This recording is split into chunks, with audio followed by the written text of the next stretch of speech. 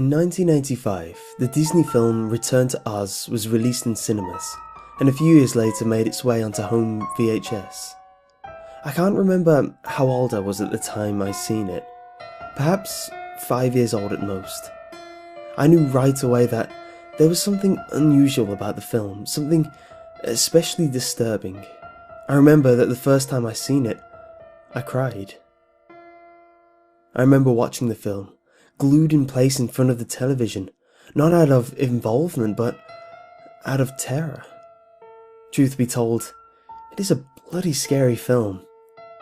Now, before you groan and go listen to something else, don't worry, this isn't a story about a haunted videotape.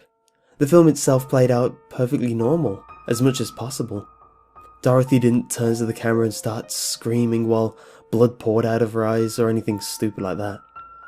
I just want to tell you how I felt when I watched this video, and some of the strange things it reminded me about. It's a strange story. I really wonder quite what the producer, Paul Mizanski, was thinking at the time. I know that the power behind the film didn't really rest with him. Instead, it rested with the film's director, Walter Murch, a specialist in sound and editing. Murch worked on editing for films like The Godfather and Apocalypse Now, but Return to Oz was his only venture into directing. I keep thinking that something may have happened to him during the production of this film, maybe something that put him off directing any films from then onwards, but that's just a guess. My mother got a copy of the film on VHS. I remember distinctly because she also had a copy of the old Judy Garland musical version. She loved that film. I was somewhat less impressed with it.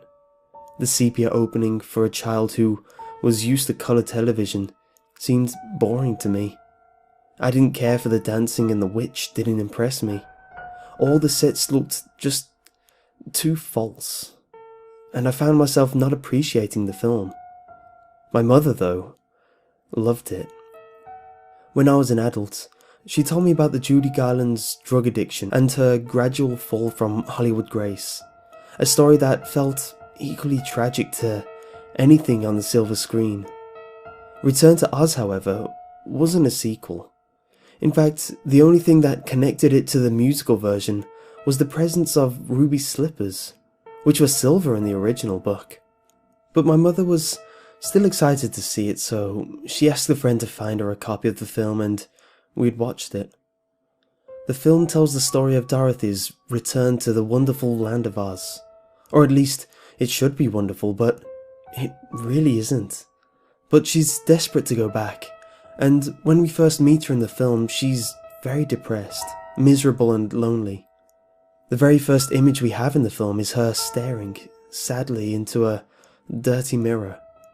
And before long, her family take her to a hospital. At the hospital, which it transpires is more of an asylum, Dorothy is introduced to a doctor, keen to try out the newly invented electrical healing machine. The doctor introduces Dorothy to it, pointing out the machine's features like, "Here," he explains, pointing to the voltage meter, "is its mouth. And here," he explains, pointing to the switch that will send crackling shocks of electricity searing through the young girl's skull, "is the nose." She's escorted down into the bowels of the hospital, through tall and towering hallways, and locked within a barren, empty cell. That night, she's strapped to a hospital bed, and whilst the screams of the other inmates echo through the hospital, is secured to the electric machine. A storm rages outside, and soon it knocks out the hospital's power, during which Dorothy's rescued by another girl. Together, they flee into the river at the banks of the hospital where they drown. Dorothy returns to the land of Oz. She journeys there in the ruins of an old crate floating down the river. That's the way the story goes, but that's not all that happens. In the old Wizard of Oz film, the one with Judy Garland, Dorothy's house is plucked out of the farm by a hurricane. We all know that hurricanes don't move people from one location and drop them gently and carefully down in another. If she had been a real person, caught in a small wooden farmhouse in the winds of a hurricane, Dorothy would have died. And maybe she did, and all the rest of the film was simply a hallucination within her fevered and frantic brain. No, that's just a theory. In this film, in Return to Oz, Dorothy falls into the churning waters of the river, struggling to stay above its surface, her arms splashing, her mouth gasping for air, and then she's in Oz. And for a few moments, everything seems fine. Everything seems quite happy. She finds a talking chicken called Billina, who offers to travel with her on the way to the Emerald City. Along the way, she finds a tree which distributes lunchboxes filled with ready-made sandwiches.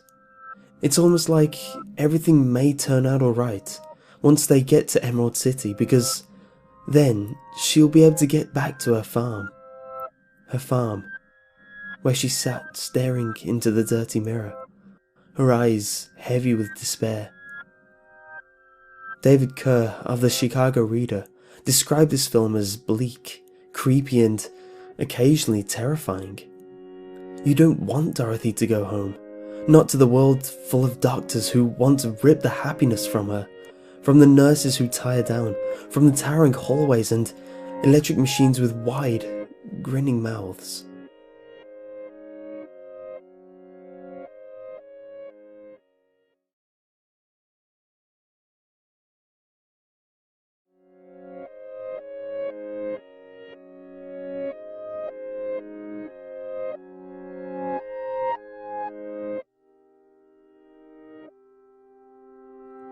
Soon, Dorothy finds herself in her old farmhouse, the one which she crashed in a previous visit to Oz.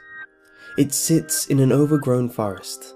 No cheery, dancing munchkins to be found here, only wild vines and twisted trees. Dorothy wipes the dust that has etched its way over the windows, trying to see inside. Then, she finds the yellow brick road, only to realise that it has been uprooted. Its bricks broken and shattered. The land she wanted to get back to is twisted, nightmarish and hostile. The old farmhouse. I grew up in an old farmhouse in the rural areas of Cornwall. We had farms around the landscape, and I could climb up one of the small, gently sloping hills and look out into the horizon and see only fields of wheat for as far as it went. That was my Kansas. I think it was late summer when I found the old farmhouse. I'd gone out to explore, despite my father's instruction to stay in our house's garden. I'd hiked my way over the old crumbling stone wall that bordered our garden, and made my way into the fields, venturing as far as I could before the sun would set. I avoided the fields with the cows, great towering things, and the clouds above gradually began to grow dark and pendulous. I'd gone further than I had before, keen to examine a small copse of trees in the distance that I'd never been to before. It was there, down near the foot of the hill, that I'd seen the old farmhouse for the first time. I'd hurried down to the house and ran up to the windows. They were etched with dirt. I could barely see anything through them. I stood up on my tiptoes trying to look into them, and could only make out a brownish haze. I scrubbed the windows, and as soon as I was able to make out the inside of the house, it was in disarray. Chairs tipped over, and tables lying broken in the corner. I could make out a doorway leading into another room, but whatever lay through there was out of sight. It wasn't the same house. The layout was different, and the rooms inside it were different, but in and of itself, the house was almost a perfect fit. It was like my very own version of Dorothy's ruined farmhouse, transported here not far from my home. I wanted to get inside. I don't know why, perhaps simply because it was there, or perhaps because I wanted to get further than Dorothy ever did in the film. I pried the window open and, under the house the witch lies dead, crawled inside. It felt warm, as if the air itself was hot. There was a soft hum in the air, which I soon realised was coming from a few buzzing insects. It felt stuffy, as if the summer heat was magnified and made heavy. There were no lights, or if there were, the lights would not come on. The house was dyed a soft reddish brown from the dust on the windows. I crept across the house stands atop the dead witch as she rots wooden floorboards, and sure enough they creaked beneath me.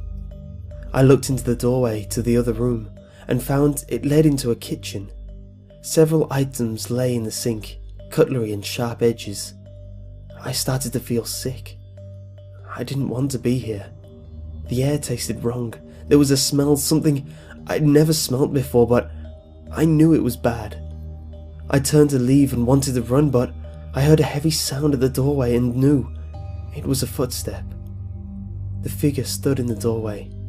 A man. The house is marked with death. It soused from below. The witch was left, her body broken. Stood blocking out the sunlight. He wore a thick, heavy brown coat, the kind most farmers in the area would wear, but his beard was thick and malted like wire wool. His hair hung in dense clumps and stared at me with his eyes, sharp and brutal eyes with utterly intense hatred. He towered above me, a small child of about 6 years, this giant of a figure. He was holding something in his right hand. I couldn't see what, only that it was sharp and pointed and stained with mud. Had to be mud. The man opened his mouth and roared at me, his teeth crooked behind his mane-like beard, releasing every echo of the old broken house with his words. "Get out." I ran. I turned and ran out of the house, charging through the kitchen and pulling myself through the window and out into the field. I didn't slow down for a second. I tripped and fell into the mud at the base of the window, but I didn't stop. I kept running. I didn't look back. I ran over the field and through the trees. I was gasping for air and my legs hurt, but I didn't stop running. Not until I got home. I didn't notice it was dark, and that the sun had set, and that the dark of the night had covered the village. I slammed the door shut, blocking out the man and broken farmhouse forever. My father came downstairs when he heard me slam the door and demanded to know where I had been and what I had been doing. I didn't want to explain. I didn't want to tell him, so I lied. He demanded to know more ardently, telling me that it was late and that he knew I was lying. When I eventually did tell him, he marched me up to my bedroom and ordered me to lower my trousers and lay over my bed, where he removed his belt and thrashed me until I was screaming, crying rampantly. He made me promise, on threat of the same punishment being delivered again, that I would not sneak into people's houses again. I was still sore for most of the next day and had no idea until years later as to why he had grown so angry with me. When I did find out, it was in my teenage years. Our family had moved away from the village into a small house in a large city.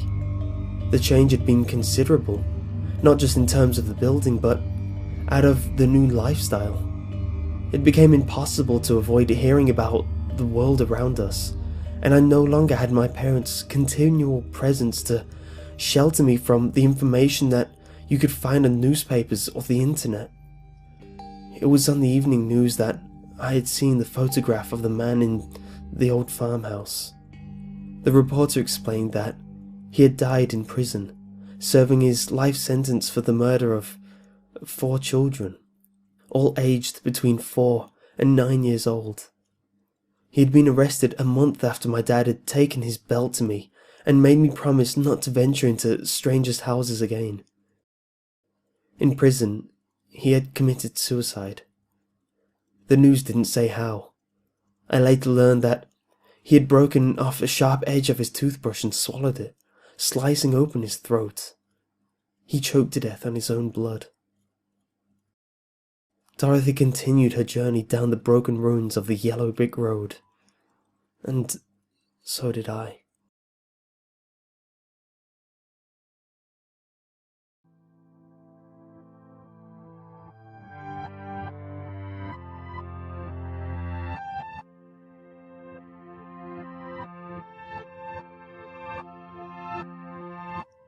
When Dorothy arrives at the Emerald City, She finds all her friends, but they've been turned to stone. They stand around the ruins of the Emerald City, their bodies lifeless. The city is abandoned, with only their bodies left grey and stoic. The Emerald City is a mausoleum, but it's not unoccupied. In one of the most terrifying moments of the film, we meet the living occupants of the city. It tumbles into view, moving on 4 legs, each leg ending in a screechy, rusty wheel. At first we see its face, a black, twisted mass of tissue and muscle, corrupted to a maniacal grin, eyes peering out with a cold, biting glare.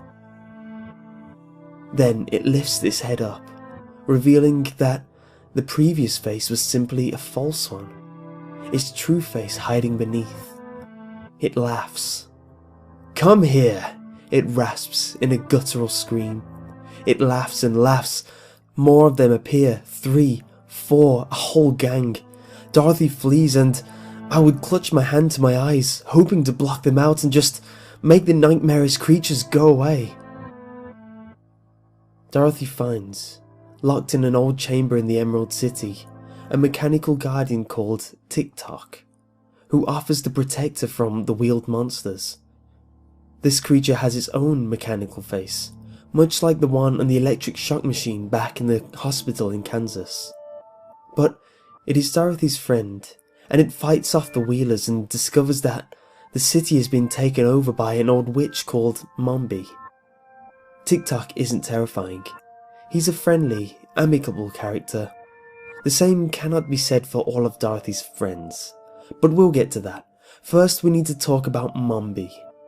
I didn't recognise her as a child when I first watched the film, but Mombi was played by Jean Marsh, who also played the nurse that strapped Dorothy to a hospital bed at the start of the film, and who chased Dorothy into the river to meet her fate. She was, for 5 years, married to John Pertwee, the actor who famously portrayed the 3rd incarnation of Doctor Who, and, perhaps more relevant to this story, played the character of Worzel Gummidge, a scarecrow who was brought to life. I mention the scarecrow because Dorothy's other companions is a prisoner of Mombi's. When Mombi traps Dorothy in a tower, the young girl from Kansas meets one of Mombi's failed experiments, Jack Pumpkinhead. Jack is a terrifying creature, taller than any adult actor in the film, with stick-thin limbs which seem to go on forever. It stands unsteadily on elongated legs, wearing a tattered, old, discoloured coat. Its fingers ended in long, reaching branches. Atop its head sits a pumpkin, in the place of a head. When the creature moves, it does so in sharp and sudden jerks, pulling its hand along as if there were alien body parts. His voice is sickly sweet, provided by Brian Henson. Brian Henson is the son of the famous Jim Henson, and is now the chairman of the Jim Henson Company. His voice is certainly the softest part of an otherwise terrifying creature. If you've ever seen The Nightmare Before Christmas, you may find some very interesting similarities between the film's lead character. And at several points throughout the film, Jack's limbs would break and fall apart, having to be bound back in place with rope. Dorothy's only way to escape from Mombi's tower is to steal the powder of life, which the witch used to bring the pumpkin-headed creature to life. She stores the powder in a glass cabinet, along with her spare heads. Yes, Mombi has a collection of spare heads. She changes them to fit her mood. They sit in the cabinets, looking for all purpose to be asleep, but each head is very much alive. That night, when Dorothy attempts to steal the powder of life from the cabinet, she accidentally awakens one of the disembodied heads. Its eyes snap awake, and in a raspy voice it screams the girl's name. Dorothy Gale. The other heads awake and start to scream. They scream and screamed and screamed. Their echoing cries woke the witch herself, who rose from her bed, nightgown flowing like a spectre. The space on her shoulders where Her head would be utterly vacant. A headless figure stumbling towards the young girl, arms outstretched, all the while her head screamed in terrible unison. We'd been in the city for a year. I'd been enrolled in a new school. It was far larger than I was accustomed to. And some of the boys at the start of the year had been brutally mocking. I was labelled as a farm boy and treated as an outsider. Over the course of the months, though, they had forgotten about my difference, and soon I was simply one of the other school kids. I'd seen him in the schoolyard. I didn't know his name, but he was a bright kid with a splash of sunlight blonde hair. I think he must have been about 11 years old, but to my young eyes he could have been older by an infinite number of years. He was a big kid. As a big kid, I tried to avoid him because he and his friends were loud and boisterous. He was in the upper years of school, and as a result, he didn't have to wear his school uniform. None of the upper years did, and so the big kid would wear whatever he wanted, usually a white t-shirt and jeans. I don't think he'd ever spoken to me. I barely even noticed him, but because of what happened, I remember him. It was summer. I was off school during the start of the summer holidays. It couldn't have been more than a week since school had stopped, and it was still a few more weeks before we were due to head away out to the seaside to spend our holiday in the sun. It was already a nice enough day. The sun was warm and there was a cool wind in the air. My mother had taken me into the city centre earlier that day, as she wanted to pick up a few items from the large post office where packages were sorted. I was feeling rather sour, as my mother's venture out to do the daily shopping had interrupted my time for watching morning cartoons. Nevertheless, I trudged along, on the promise that, if I behaved, we could rent out a film from the video rental store that evening. It had been a long time since we had rented out Return to Oz, and the film had faded away from my memory. I was excited. I was keen to see what we could find in the dark little video rental store. My mother was certain that she wanted to rent out the Judy Garland musical version of Wizard of Oz and relive her love of the classic. This was years before blockbusters came here to England, and video rental stores were still small little stores owned by enterprising individuals looking to break into the new market. My mother parked a car just a few yards from the store, and we got out. The wind was starting to pick up, and it was starting to feel a little cold. I grabbed my coat from the seat of the car and pulled it on. My mother looked over to me and said, "I'm going to pop into the bakery for a moment." The bakery, I should mention, was on the street corner, 2 stores from the video rental shop, with a small barber shop between the two. "Wait here," she indicated in front of the video store. I waited. I wasn't going to argue, and I certainly wasn't going to disobey. The promise of watching a new film that evening was enough to ensure that. I waited for what felt like an age, but I'm sure it was no more than a minute, when I heard the shouts from the other side of the street. I looked over. It was the big kid, in his white t-shirt and jeans, his bright blonde hair shining especially bright in the summer sun. He was on a bicycle, along with 3 other friends. I recognized all of them from school, but just like the big kid, I didn't know their names. They were shouting to each other, circling around in their bikes, doing small tricks. One of the big kid's friends would make his bike hop back and forth. Another would swerve his front wheel, standing tall on the pedals. The road was quiet. After about a minute, the group moved onto the road, riding around the parked cars. It was a peaceful morning. About 11 o'clock, the boys were cheering. One of them made his bike hop onto the pavement, spinning the handlebars around as he did so. Not a single other sound broke the summer day. I watched the big kid and his friend doing their tricks for a moment, and they turned to look at the window of the video rental store. The window was full of posters, and I was curious to see what films they were advertising. I looked from one to another, barely noticing when the sunlight dimmed somewhat as a cloud passed in front of the sun.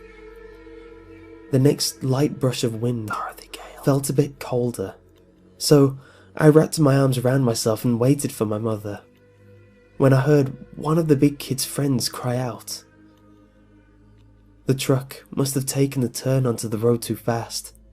I didn't see it turn, but when I heard the cry, I turned to look, and it was tearing down the road.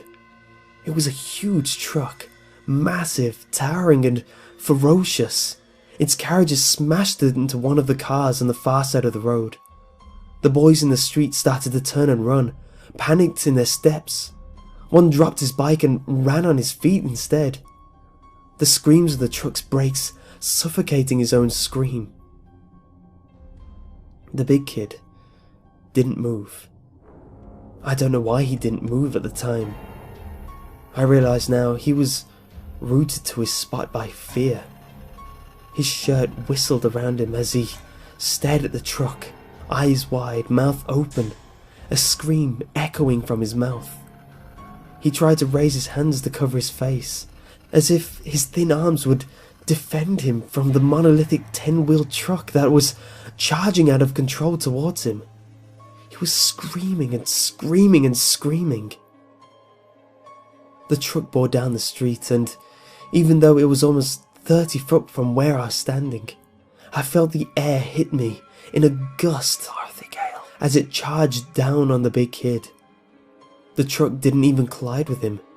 It simply poured over where he stood, his body buckling underneath it, folding like it was made of paper.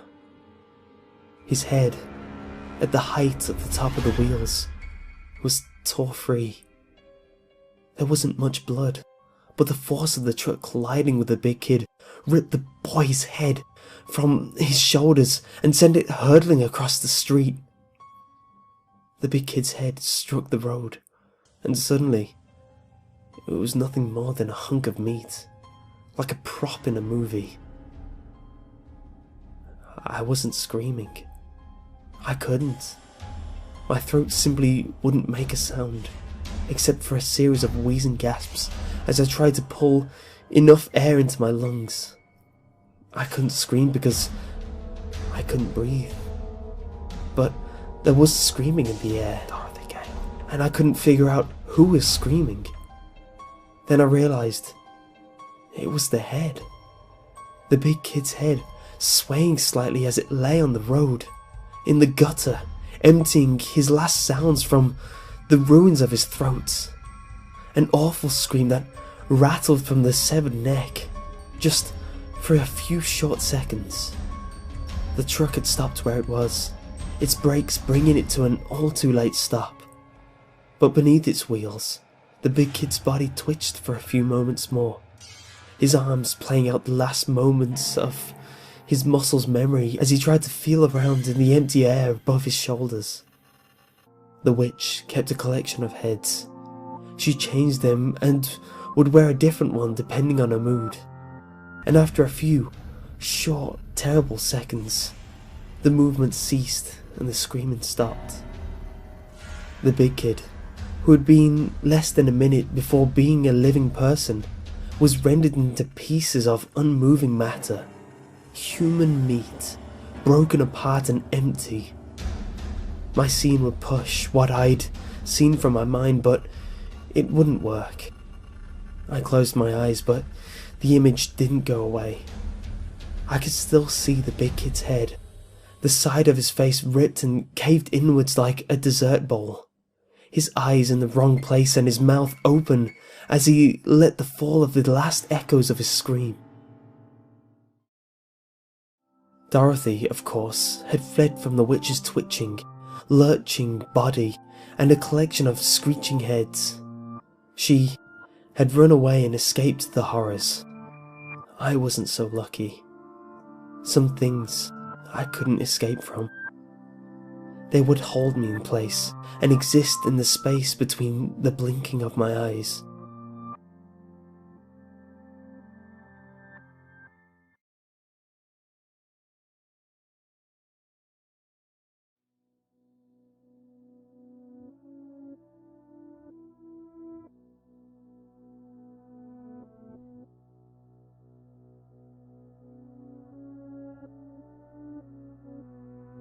With the powder of life, Dorothy was able to throw together a mass of assorted items in the witch's tower, a sofa and a moose's head and other random junk, and brought it to life, creating an assorted mishmash of a creature.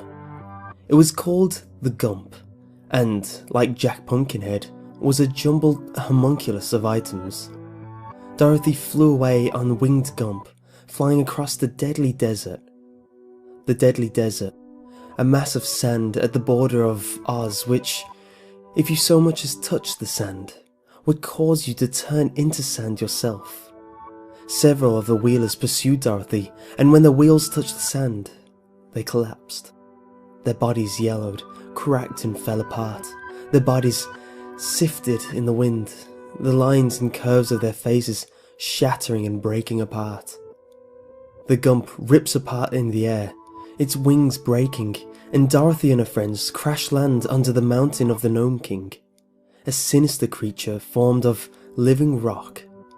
The Nome King was played with austere and stern decorum by Nicol Williamson, a Scottish actor who forged his way through many respected Shakespeare roles on stage and screen before his death in 2011. Williamson also played the Doctor from the hospital back in Kansas.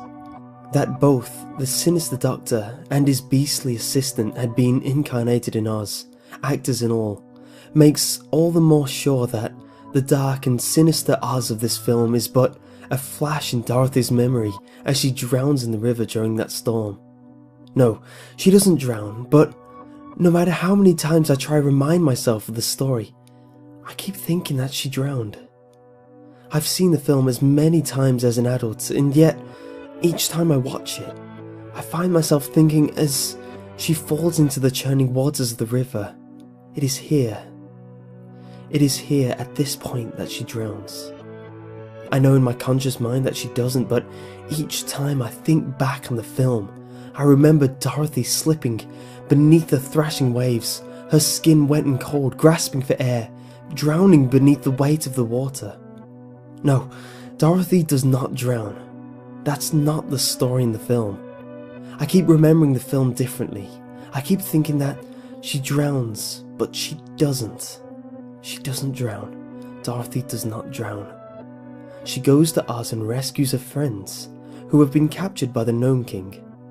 She goes into the Nome King's treasure chamber, where he has turned all of her friends into ornaments, and she brings them back to life. She, little Feruza Balk in her first film role, she didn't drown. She went on to be Stacy in American History X. She didn't drown. She brings them all back to Emerald City. And the Nome King dies. The evil witch Mombi is captured by the heroes, but the Nome King dies. Dorothy's companion, the talking chicken called Belina, drops an egg into the Nome King's mouth. The Nome King, at this point in the film, having become a gigantic creation of living rock, gags and chokes, he rasps the words, "Eggs, poison," and crumbles. His entire body breaks apart slowly, chunks of rock falling away, taking his face with it. Eggs, poison. Eggs, of course, are not poison. In the film, they are only poisonous to the Nome King. I never did understand why, and when I was a child, I didn't even realise that it was a condition purely to the Nome King, and not something that would affect any of the other characters, human or otherwise. The statement was simply a proclamation, a warning. Eggs, poison, while his face turned to rock, churned, boiled, and fell apart like pebbles. Poison.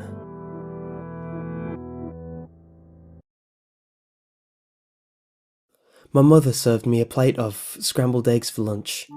This was 2 weeks before we moved into the city, away from our village home. I lived in a small village for my entire life.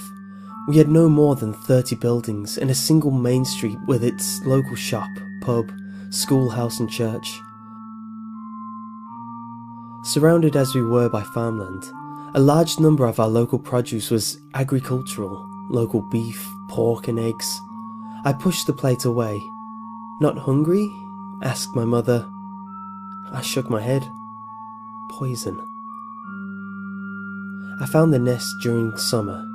It was hidden in the roots of an old oak tree near the back of the church hall. It had been built by some of the stray chickens who had nested down among the gnarled and twisted roots of the rotting tree. I had found it one morning whilst on my way to school. It had been raining the night before, and my rubber welly boots were flecked with mud. It was the sound I heard first, a bleating cry. I stepped through the soggy grass and leaned closer, peering through the shadows of the old tree roots. The nest was wet and full of dirt. 2 chickens sat in the dirt, their surfaces glistening from the rain. The 3rd egg lay in pieces. Bits of its shell hung like a deflated balloon. The infant chicken had been born too early. It was premature and half-formed. Its body looked like a wet mess of string. Its skin was oily and black, and seemed to be made of muscle fibre. Its head was too big for its neck, and hung limply onto one side, its eyes open far too wide. It was twitching, as if on a string, trying to breathe, struggling to live. The rest of it was only partly there. It was a premature birth, a fetus of a creature more muscle and tissue than life. Its egg had cracked and spilled the chick into the world, rejecting it. Poison. We didn't have a cafeteria at school. It was too small a building. Instead, the local store would send a van to the back of the schoolhouse where the teachers would collect our meals and bring them into the gym hall, which also doubled as the auditorium, despite it being significantly too small to qualify as one. We sat and ate our lunches. Those who got our lunches from the school van, and those who brought a packed lunch together. My mother had made me some ham sandwiches with the crusts cut neatly off. I sat there with 3 other kids from my class. Chris was a keen football fan. He would usually rush through his lunch in order to finish early so he could hurry into the yard and kick a ball about for a while. Josh was a quiet, bookish sort who had long black hair and a set of strong braces which shone each time he smiled. And there was Gary, who didn't speak much but followed the rest of us around quite eagerly. I chewed on my sandwich for a while, not really speaking.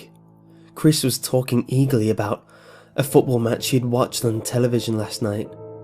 I didn't care about football, and his descriptions of kicks and goals seemed almost like an alien language to me. He took a bite out of his sandwich and continued to talk, spraying bits of food as he did so. I turned to Josh, wanting to tell him about the nest I'd found. I told him about the chick, laying, squirming in the muddy ground, gasping for life. Josh shook his head. "All chickens are little when they're born," he said. I tried to explain that it wasn't simply a baby chick, that it was half-formed and dying, but I was only a child and wouldn't form the description properly.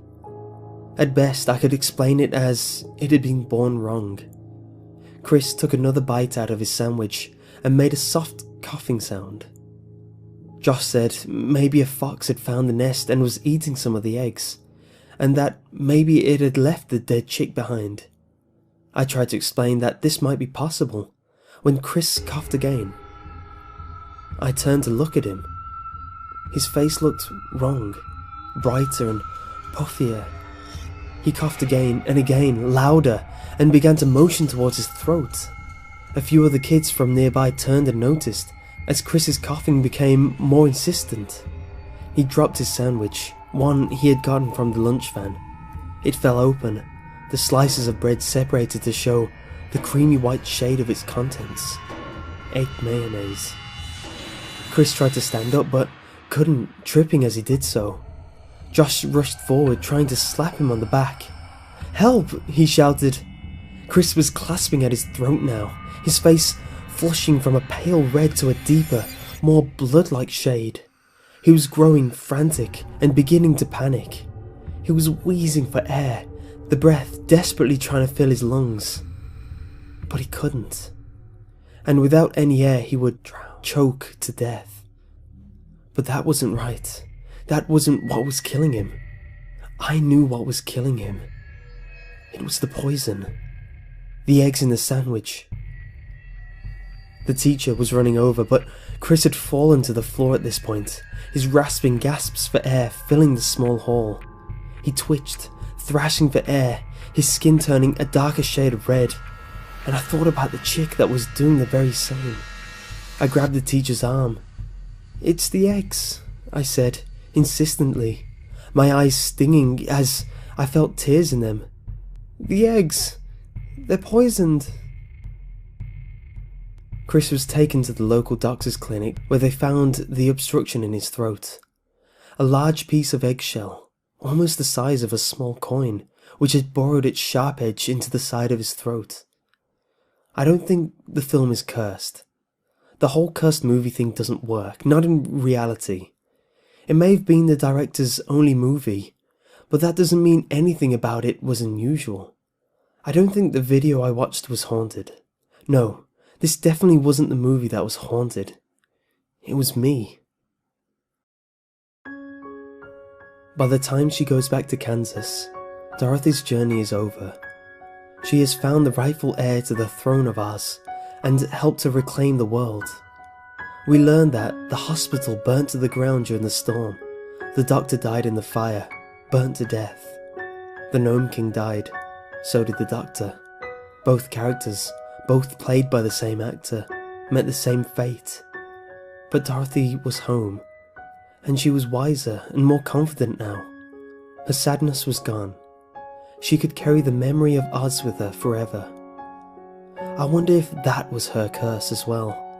That poor little Dorothy Gale would forever return to Oz.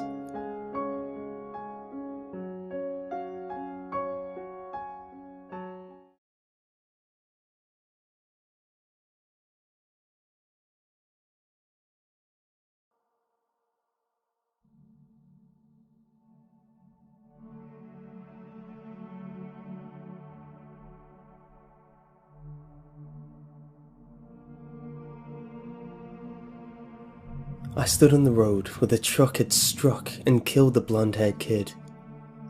This was about a month ago. I was in the city for business. I had just finished a new project, the shooting of a new film. When I was 12, I watched a movie called Cinema Paradiso, a classic of modern Italian movies. It follows the story of a man who grows up in a small village, and to who the local cinema has a major impact on his life.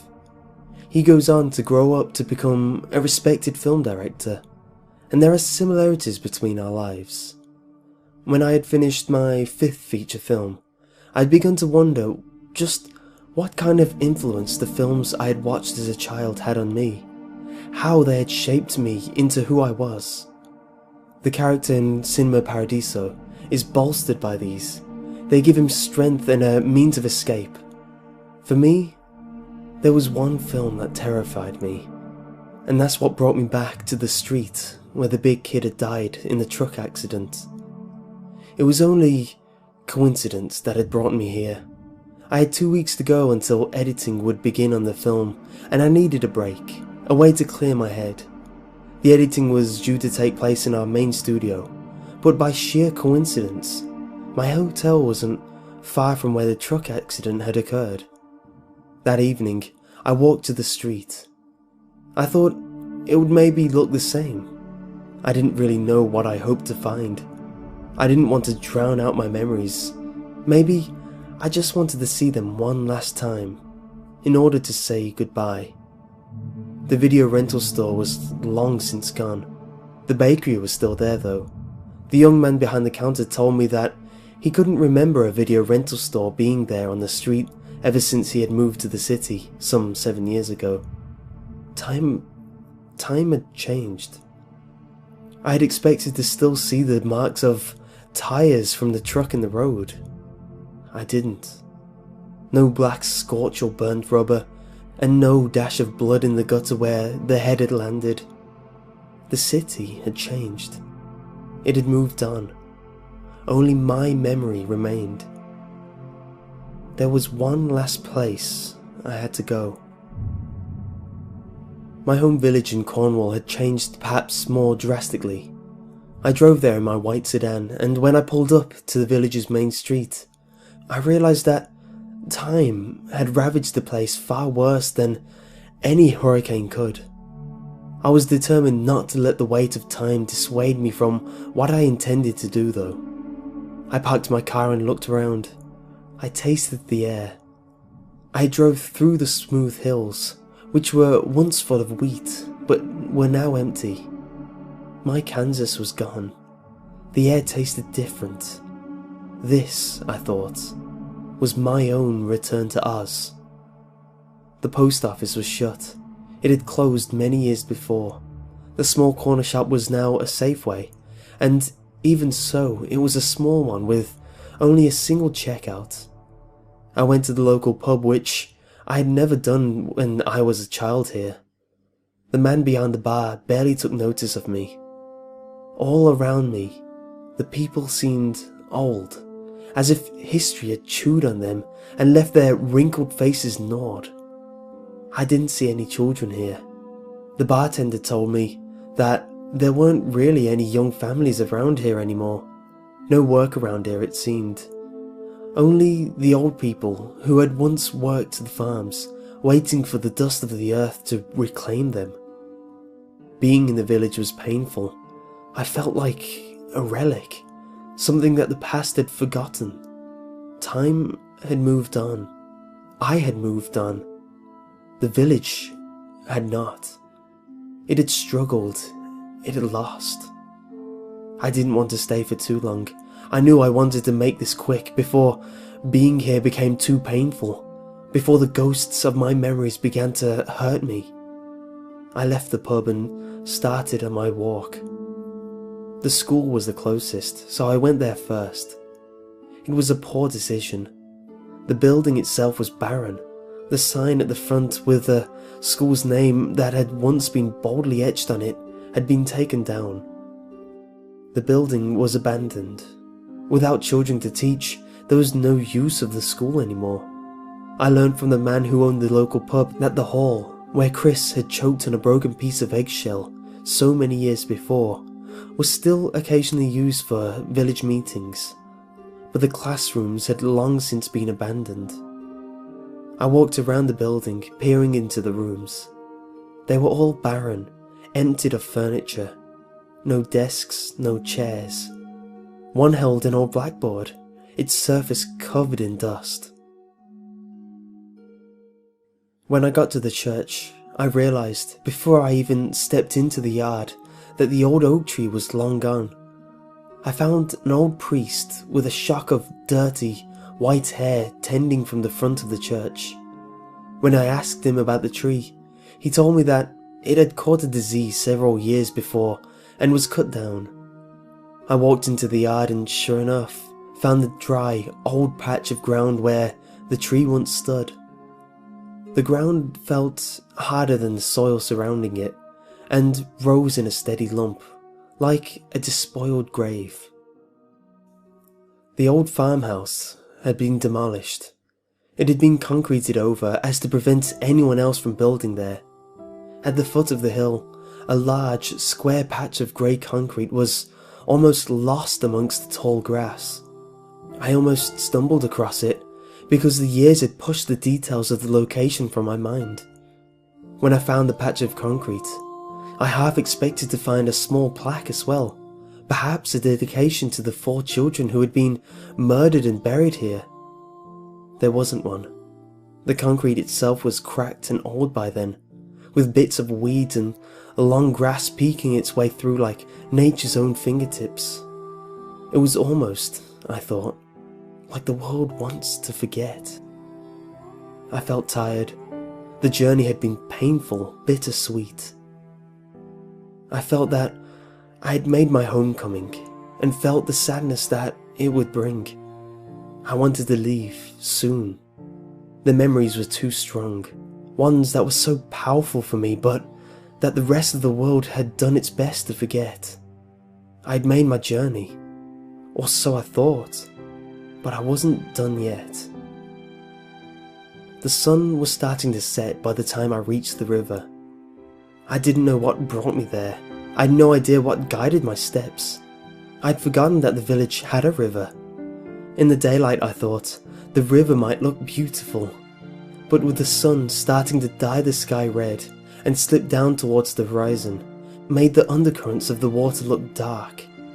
My feet had brought me here, almost unbidden, as if I was following a trail that was laid out for me a long time ago.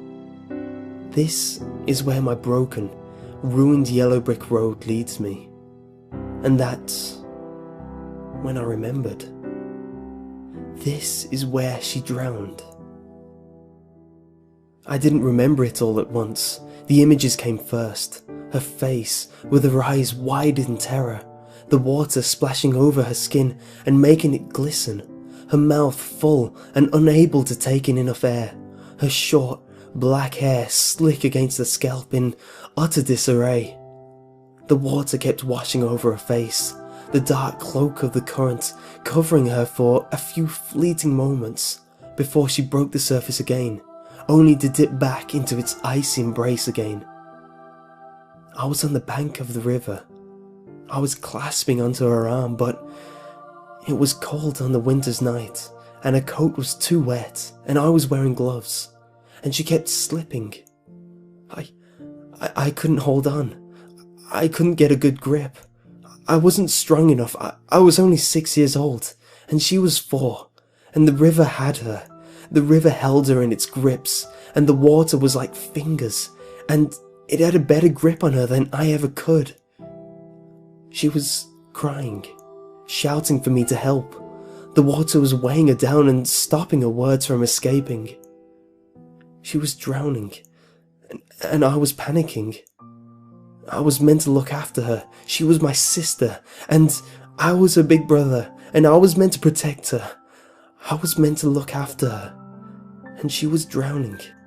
She had fallen in and hit the water with a splash, and that splash was so loud that it had broken the world. And I'd forgotten. Maybe not forgotten. I think my mind had forced out the memory. It knew I couldn't cope with it. Not when I was just a little boy. I remember my parents and their tears, and the ambulance that was called, and my parents telling me over and over that it wasn't my fault. But it was. I was that little boy who made himself forget that he was standing on the riverbank, clutching onto the girl's arms as she was drowning. This, I realized, was why I had to come back here. I needed to make myself remember. I had to find the source of my fear, remember what it was that had kept this moment from my mind. She drowned. In the river, she drowned. I hadn't remembered. I'd made myself forget, and that memory had seeped out into the movie. That, I realized, was my secret. I'd kept it locked up inside me, but the memory had found a way out. My little sister's ghost wouldn't be forgotten. Each time I thought of that damnable movie, each time I tried to remember Return to Oz, I remembered Dorothy Gale drowning in the river. But it wasn't Dorothy. It had never been Dorothy. It had been my sister. And she was my ghost, not some sinister, skulking figure that thirsted for revenge.